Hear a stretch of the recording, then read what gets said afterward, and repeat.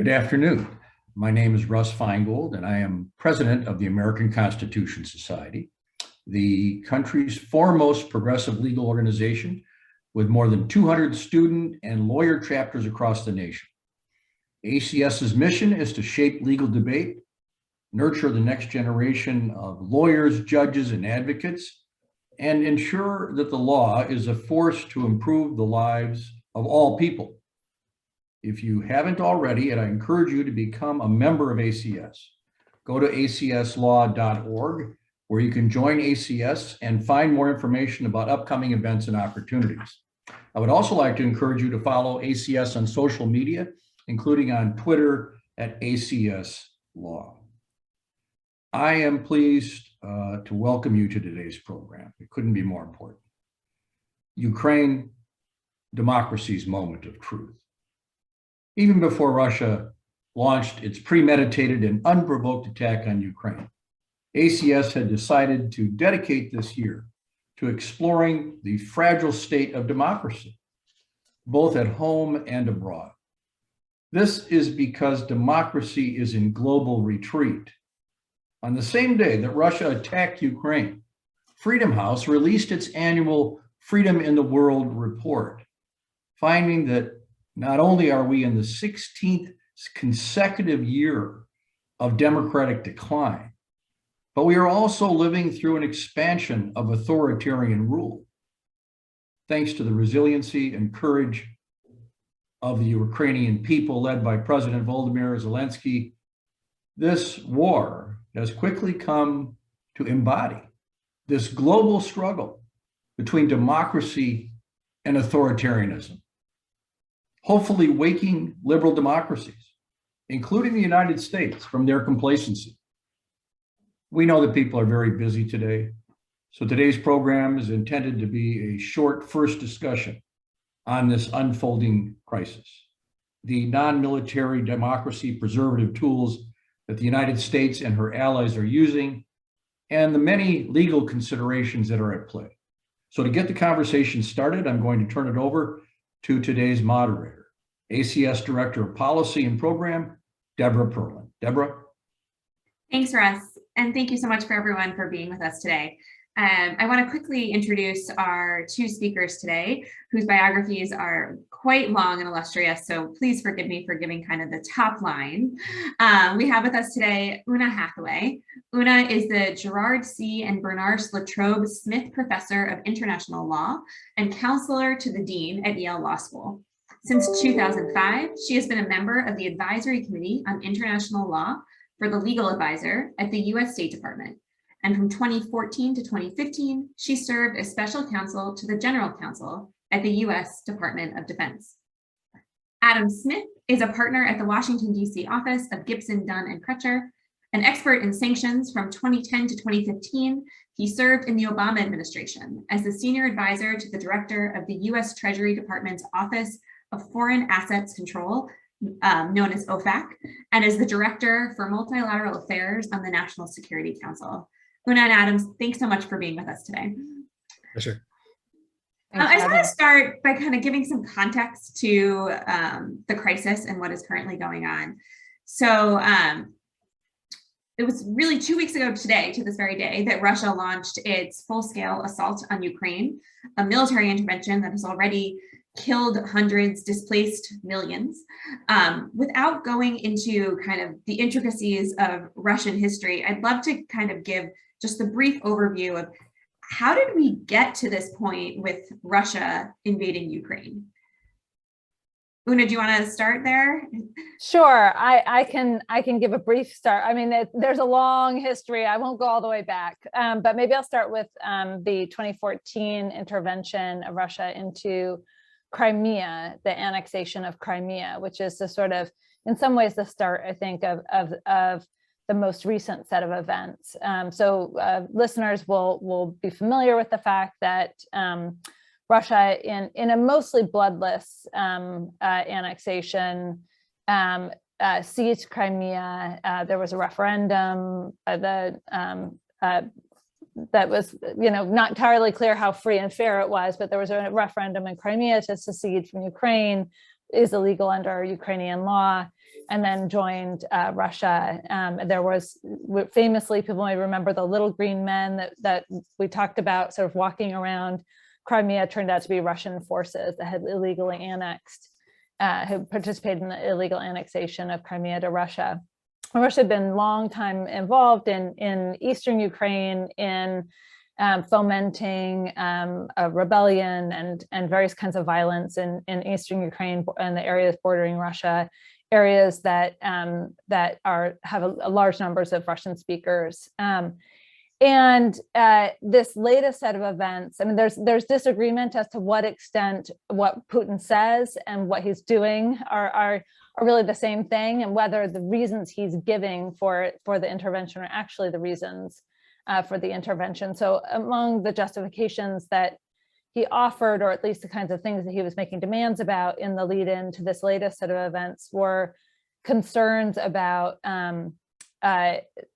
possible NATO expansion. So admitting Ukraine into NATO, admitting Ukraine into the European Union, and what Putin described as concerns about Russian security that would entail. There's a lot of disagreement. We may get into it. We might not have time about whether, in fact, that's truly what was motivating Putin, and whether concessions on either of those would have really made a difference, or whether he was really had his sights set on intervening in Ukraine regardless. But he did intervene. He made a whole set of arguments about the justifications, including claims of genocide against Russian-speaking Ukrainians, and again in Eastern Ukraine, about various kinds of violations that had been taking place in Eastern Ukraine, citing need for engaging in collective security on behalf of newly declared independent regions of Ukraine that that Putin had recognized on behalf of Russia.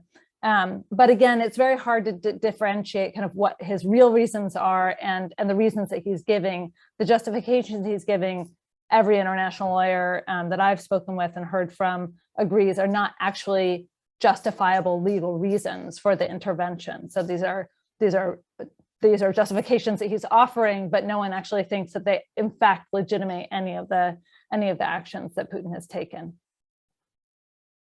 Is there anything you want to add there? I mean, you used to direct multilateral affairs at the NSC.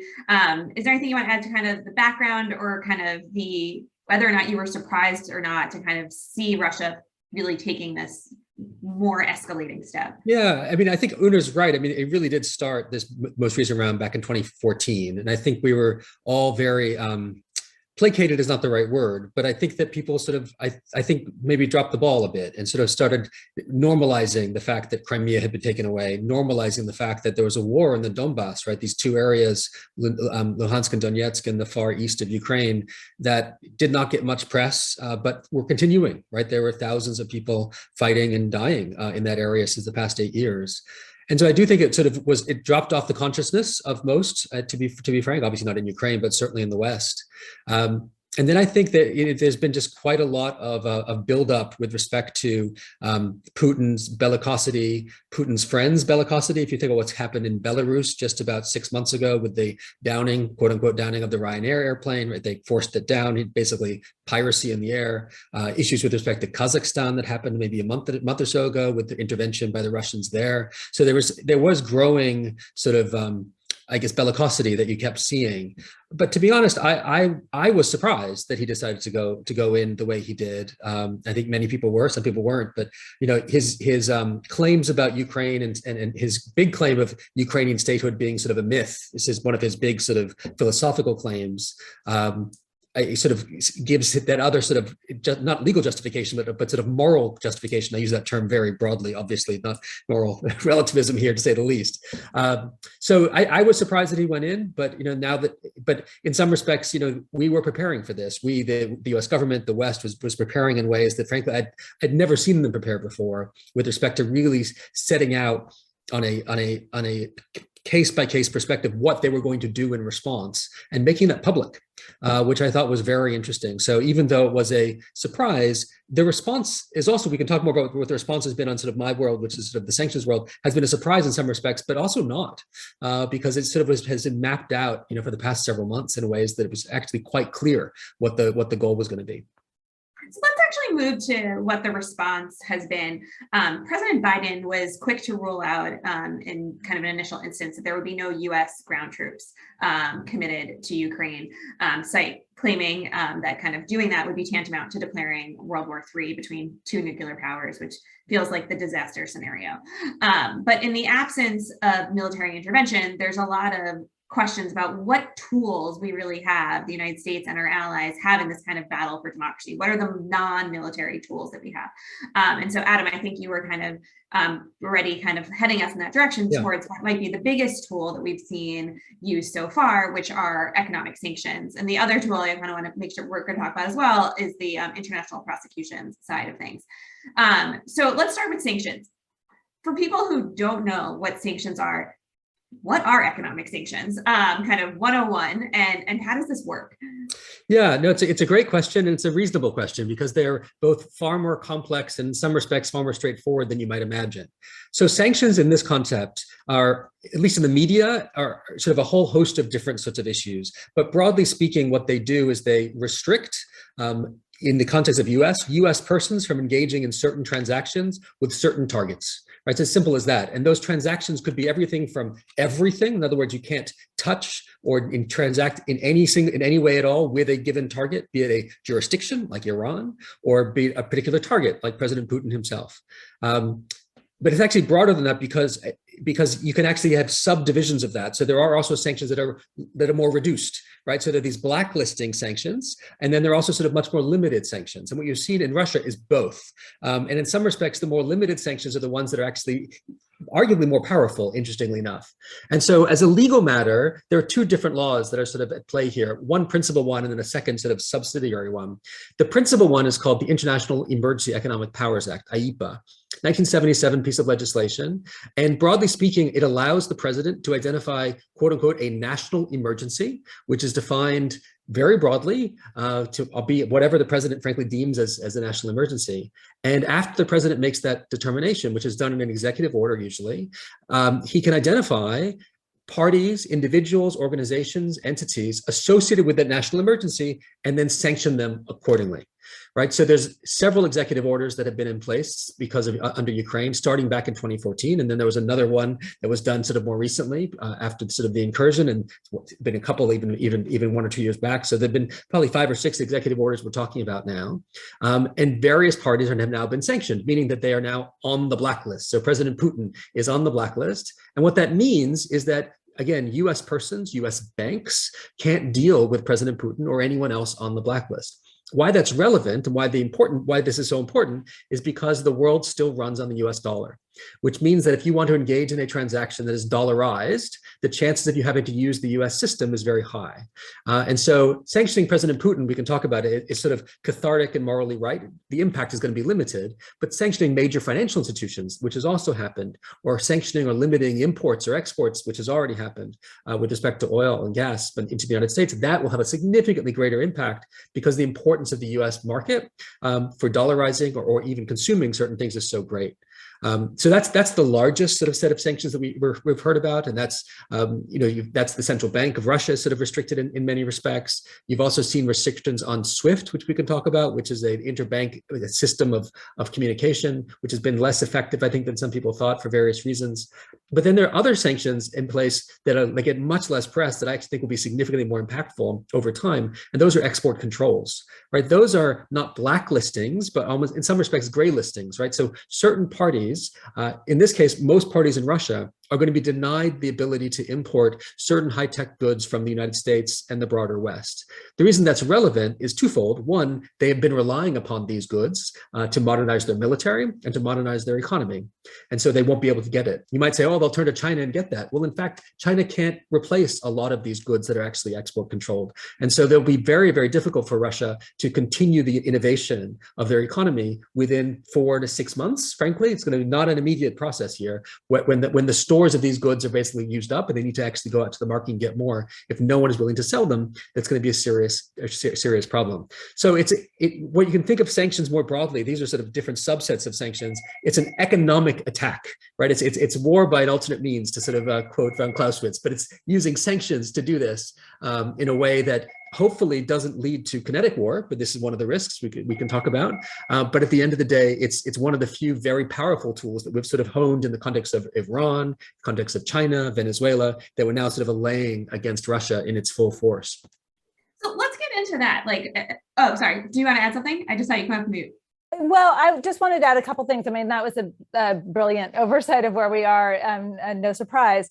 I guess a couple things I just wanted to add. One is part of what's so extraordinary about this moment is how coordinated the world was in responding, and how quickly the coordinated actions came into place.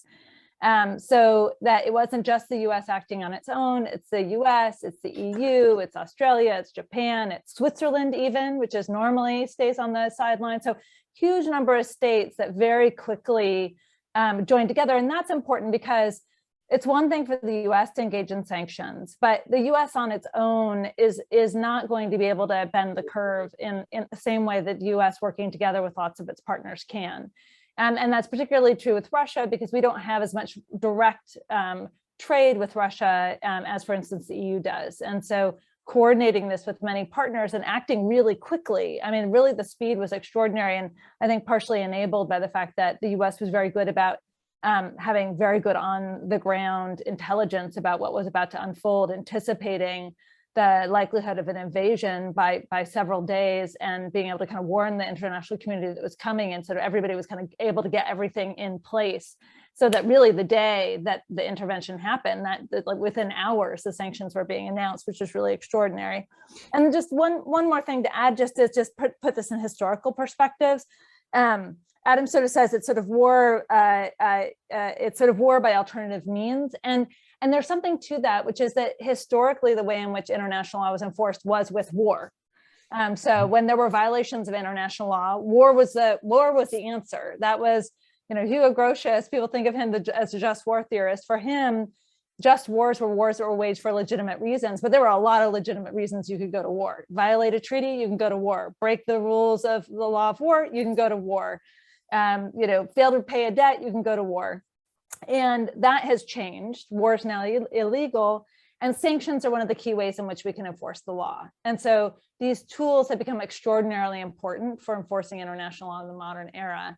And they are an alternative to war. And what we're trying to do is figure out how to make them effective tools for bringing states into compliance with the law.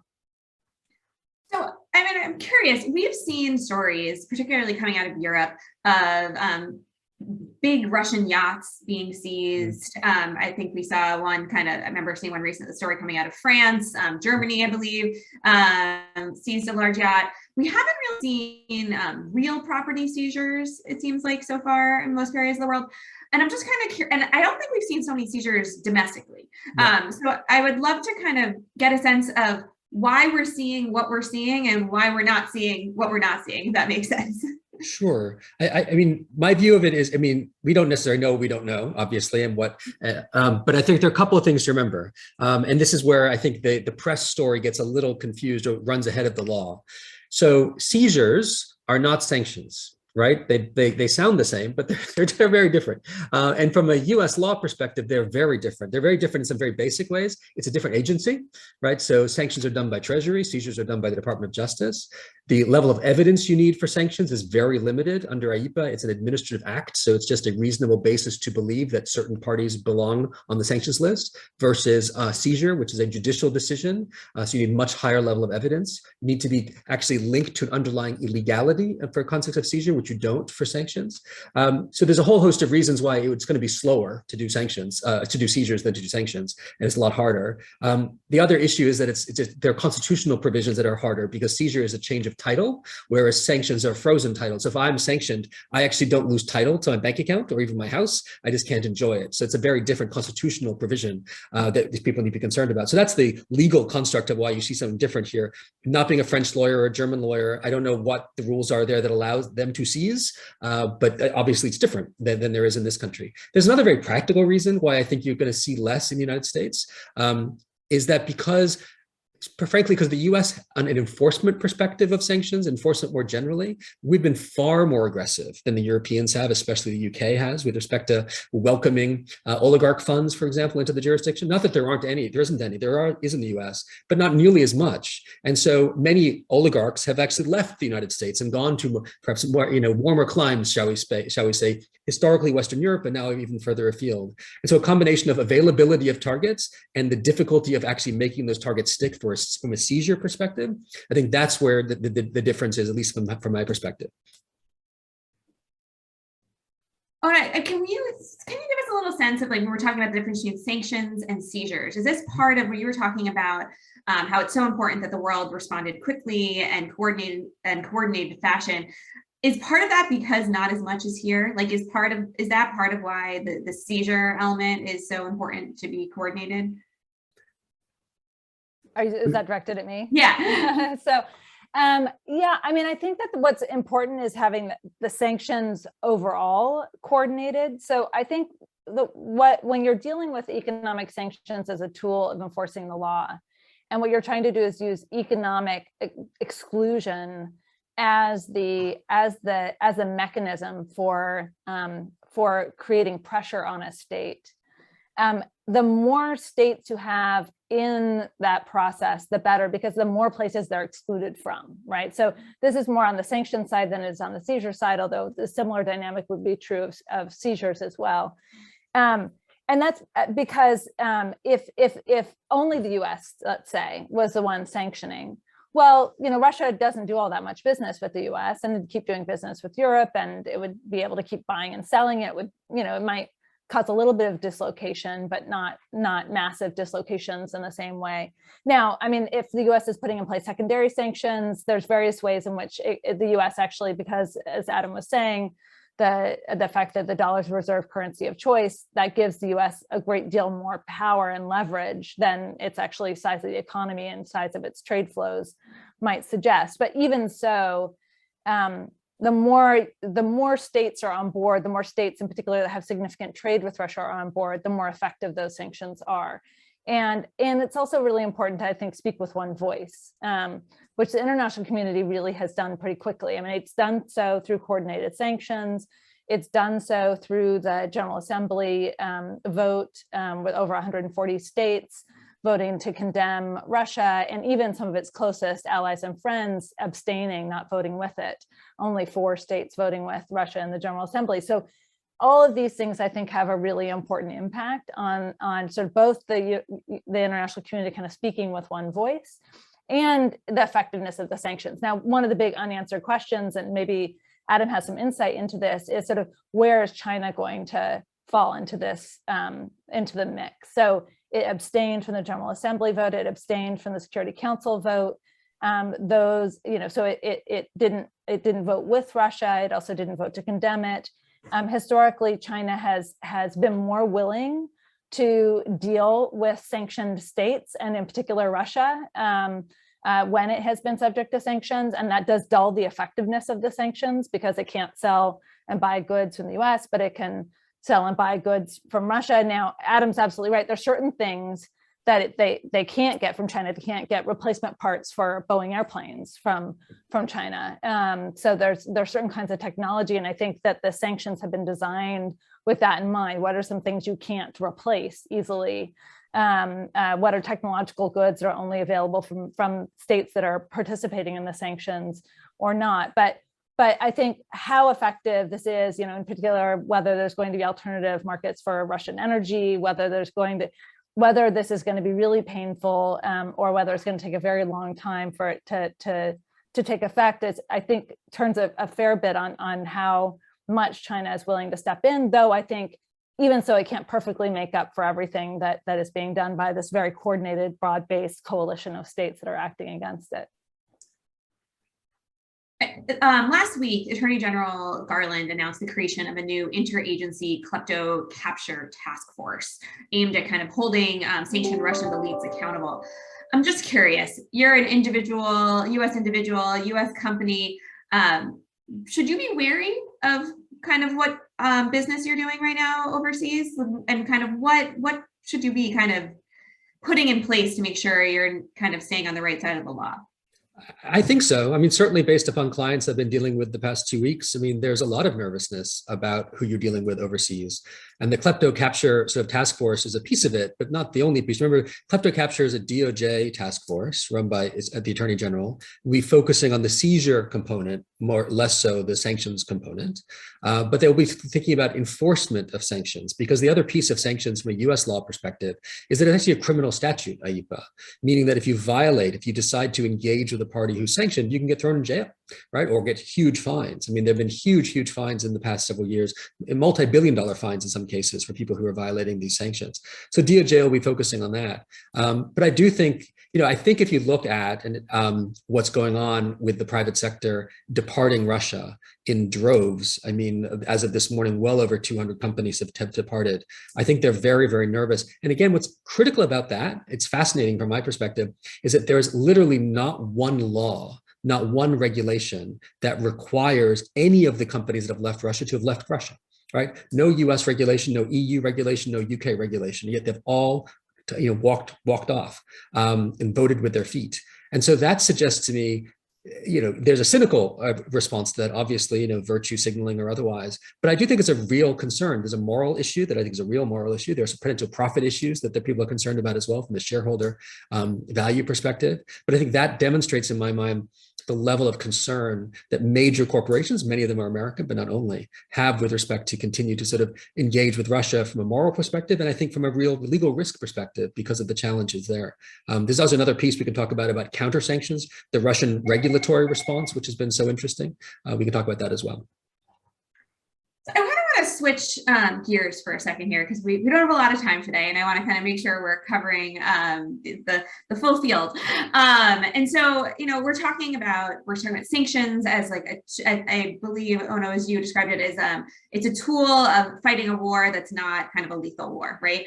And so that's one of the tools we're talking about. But then on the flip side of that, there's this question about accountability. And we all know that Russia's attacks on Ukraine have been escalating. They've been vicious. They've deliberately targeted civilians and civilian infrastructure, including schools, orphanages, hospitals, seemingly in an attempt to kind of demoralize the Ukrainian resistance and reignite Russia's military advances. In response, Ukraine has called on the UN to investigate Russia for possible war crimes. So I want to talk about the accountability piece here for a second. But before we get into that, can you give us just, Oona, maybe like a 2-second, like, what is a war crime? Because that term feels like pretty loaded, and I know it has concrete legal meaning attached to it. Yeah, I actually wrote an article called "What is War Crime?" so it's a fair question. It took us 80 pages to fully answer the question, but I'll give the short version, which is that a war crime is basically any violation of international humanitarian law that's serious. So what's that mean? So international humanitarian law, people may have heard of the Geneva Convention. So the Geneva Conventions are a set of rules that regulate the behavior of states during a conflict. So some of the basic rules there that have been clearly violated in the current conflict is what we call the principle of distinction. And that is a principle that you should not target civilians or civilian infrastructure, and that you also should not target certain protected places, such as hospitals, or protected persons, such as medical personnel. So those kinds of things, when you do those things and they are serious, those can be war crimes. And it does seem that there is significant evidence of massive war crimes taking place in Ukraine right now. Kamir Khan, the prosecutor of the ICC in The Hague, announced that he's going to launch an investigation into possible war crimes or war crimes against crimes against humanity, in Ukraine. However, it's my understanding that neither Ukraine nor Russia are actually parties to the Rome Statute, which created the ICC. For that sense, neither is the United States. Is it possible for the ICC to kind of even assert jurisdiction here? And if so, what would that look like? Yeah, it is. And that is because Ukraine, separate, though it's not a party to the Rome Statute, which is the statute that gives rise to the International Criminal Court, it did separately give jurisdiction to the International Criminal Court of events taking place in Ukraine beginning in November 2013, and then it renewed it and expanded it so that it is currently, it's had jurisdiction over events unfolding in Ukraine really since November 2013. And so the way the International Criminal Court works is that because Ukraine has assented to the jurisdiction of the International Criminal Court and the violations are taking place on the territory of Ukraine, that's what gives jurisdiction to the International Criminal Court, but with one exception. And that is that the crime of aggression, which is in the Rome Statute as a potentially prosecutable crime, cannot be brought against a state that is not a party to the statute. So normally you can subject yourself to jurisdiction of the International Criminal Court either by agreeing to being a party to the statute or by committing your crime in the jurisdiction of the state that has agreed to the jurisdiction of the court. But that doesn't apply to the crime of aggression. For the crime of aggression, the state has to have agreed. So in order to prosecute Putin for the crime of aggression, that is for waging an illegal war, that would have to be done separately. And there's a lot of talk about whether the United Nations could create a special tribunal or, so lots of talk about whether there's some separate mechanism for trying those who are responsible for the crime of aggression. But the International Criminal Court does have jurisdiction over the other crimes. So over war crimes, over crimes against humanity, those can proceed in the International Criminal Court through the normal means because Ukraine has agreed to it. Adam, I'm curious, what do you think is like the moral and political significance of this kind of war crimes conversation happening alongside the sanctions conversation? Do you see that as potentially reinforcing one or the other? I mean, they are reinforcing one another, but it has been interesting because whereas the sanctions discussion and the sanctions strategy was laid out very, very quickly and very sort of clearly, I mean, in my background, and Oona, maybe you've heard otherwise, the discussions about war crimes and potentially going after President Putin on that ground seems to be a lot more opportunistic in a way and less sort of structured in the past. In other words, what was interesting about the Biden administration, and I think even the EU as well, they set out in very detailed what those responses were going to look like, in almost to sort of the target. Whereas some of the other responses, on the human rights side of the house, so to speak, with respect to war crimes or otherwise, I think I think many people thought, and maybe this was us all being lulled. We saw what happened in Crimea in 2014, that of course was a violation of law, but was essentially bloodless, as Oona said, or at least largely bloodless. And people had forgotten about what was going on in the Donbass with respect to all the war crimes there. And so I think people had hoped that if there was going to be an invasion, it would be more like Crimea than what it is today. And so I think people weren't necessarily being prepared for the war crime piece of this, the massive human rights violations. And rather, the thought was that sanctions were the principal tool here, as opposed to anything else. So I do think that it's helpful that we now have this other tool to be thinking through, but I don't think it's been as thought out as well, frankly, as the sanctions tool. And of course, as Oona and Debra, I mean, our relationship with the U.S. relationship with institutions like the ICC is strained, I think, at the best of times. And certainly, I think there's some concerns, whereas the Europeans are perhaps more willing to sort of go forward and lean forward in that regard. I think it's going to be different for us in that context. Yeah, I don't disagree with that, although I would say what's really interesting is that Ukraine was a bit ahead of the game because they agreed to the jurisdiction of the ICC beginning in 2013. And I think they had always seen this as one of the tools that they had to fight back against Russia for the war crimes that were going on in eastern Ukraine. And so that foundation was in place at the time that this latest invasion took place. This is not a new agreement to ICC jurisdiction that's happened in light of this latest invasion. It's a declaration that was made first in 2013 and then extended in 2014. And that's what's still in place today. So in a sense, Ukraine was a little bit ahead of the game here, but it is going to be interesting to see how this all plays out. The U.S. has a kind of tense relationship with ICC in the past, as you rightly say, although there have been times when the U.S. has agreed to refer certain matters to the International Criminal Court. And the relationship of the United States with the ICC has sort of vacillated with different administrations. And the Trump administration had a very aggressive anti-ICC stance and had actually used sanctions they sanctioned the ICC. and judges and lawyers who were part of that process, which was really extraordinary. That kind of stance has been shifted, but there's still this kind of uneasy relationship, in part because the ICC had been investigating the United States for potential crimes that might have been committed in Afghanistan.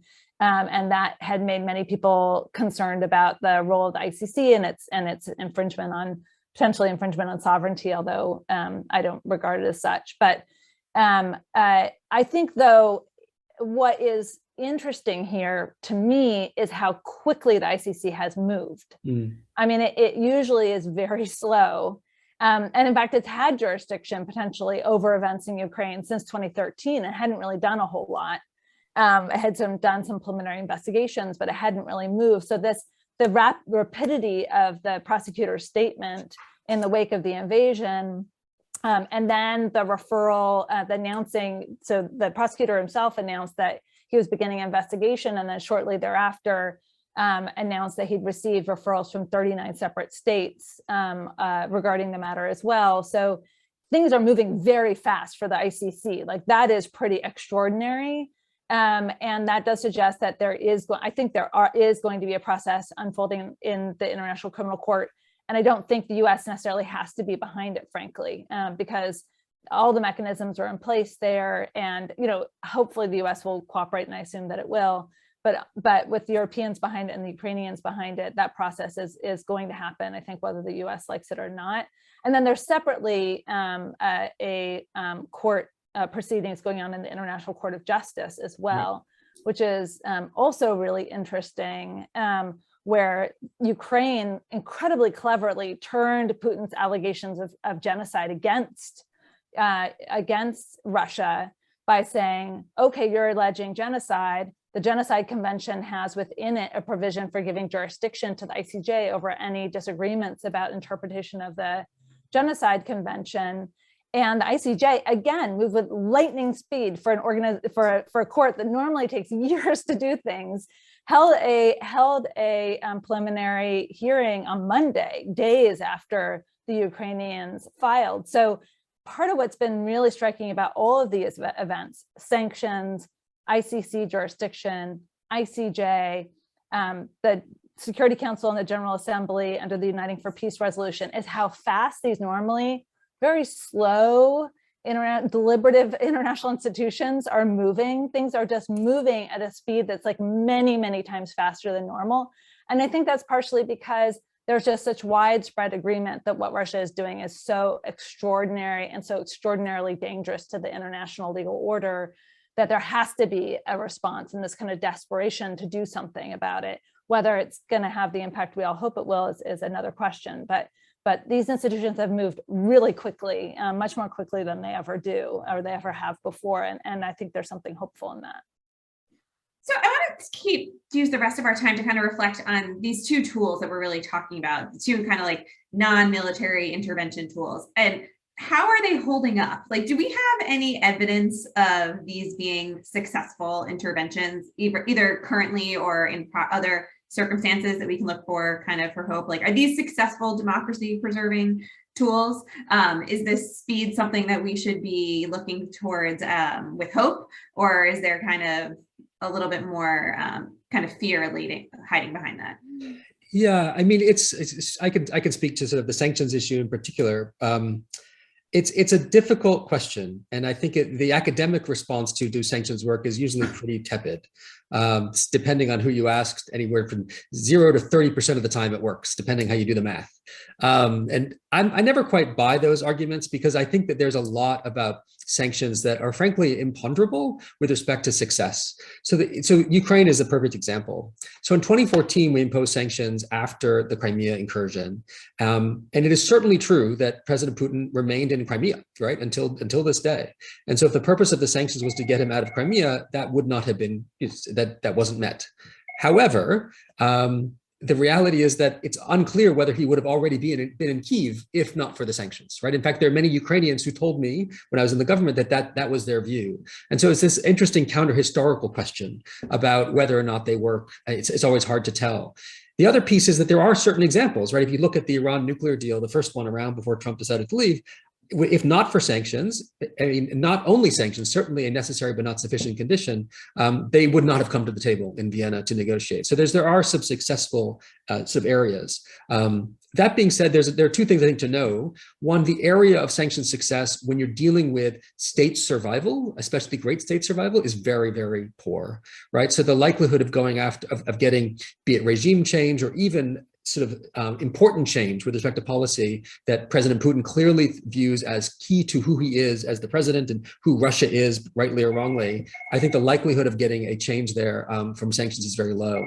And then the last piece, which is I think a cynical one, is that even if they don't work, there aren't that many other tools, right? It's not as though there's so many tools out there that the US could use or any of the international community could use, short of war, short of true kinetic coercion, that would deem to be sort of successful in other ways that wouldn't have the same danger associated with. I mean, you can send men and women to harm's way, and that may be the most effective way to establish sort of a change or coercive authority, but you're sending men and women to harm's way. And the cost of that politically, emotionally, morally is infinitely more than the sanctions perspective. And in fact, that's one last piece I want to just sort of say. The reason sanctions are used so often, I would argue one of the reasons is because the budget bottom line is zero.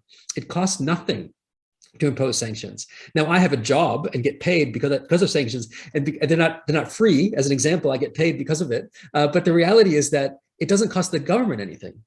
It's all outsourced to the private sector in a way that is, you can sort of wash the hands of it. You know, the Citibanks and JP Morgans of the world, they're the ones who have to pay for the enforcement of it and the implementation. And so the reality is that even if they don't work, they're not going to go anywhere because the attractiveness is such that it's not war, and the cost-benefit ratio is so great that I think it will continue using it, even if there are some less than successful iterations of that in history.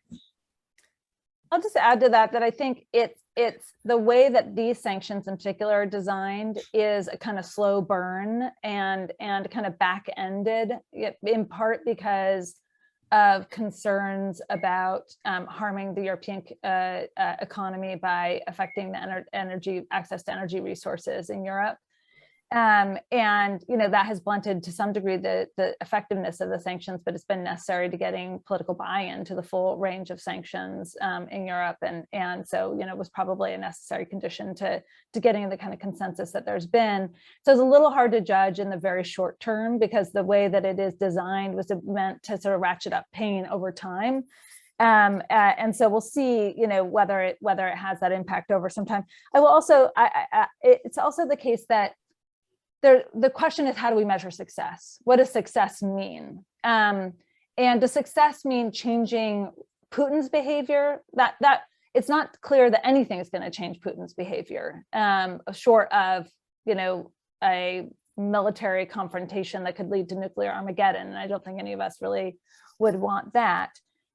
But what sanctions have done, even now, even at this moment where we can say, it doesn't seem to have changed all that much on the ground, but what it has done is it has sent an extraordinarily clear message to the world that this kind of outrageous violation of Article 2.4 for these totally unjustified reasons is going to be met with consequences.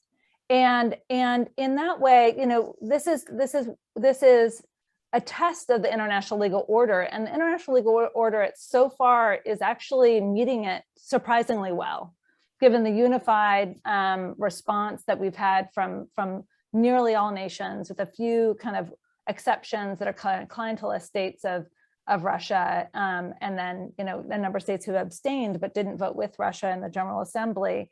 And sanctions have been a part of that really powerful response. And so I do think in that sense, other states, had there been no response, had there been no sanctions, had there been, none of this, the message would have been, all bets are off. You want to invade your neighbor, go for it. That's like those rules don't apply anymore. UN Charter doesn't really apply anymore. And I don't think anybody would say that right now, given the kind of response that Russia, which is perhaps the hardest state to respond to in the world, the kind of response that it has met. And so in that sense, I think one could say it has been a success because it has had this important messaging effect about the importance of this norm that has been violated by Russia, and the fact that the international community is going to come together to enforce it. I think that that is really just the perfect place for us to stop this conversation today, even though I know we could go on for a long time, judging by the number of questions that have come in on the Q&A. I want to thank both of you for joining us today for this really important conversation. For folks who are interested in learning more about what's going on, we also have an episode coming out. Oh, it already did come out. I apologize. On ACS's Broken Law podcast about the crisis in Ukraine. And I hope you guys will join us for another program again in the future. Thanks so much. Thanks for having us. Bye.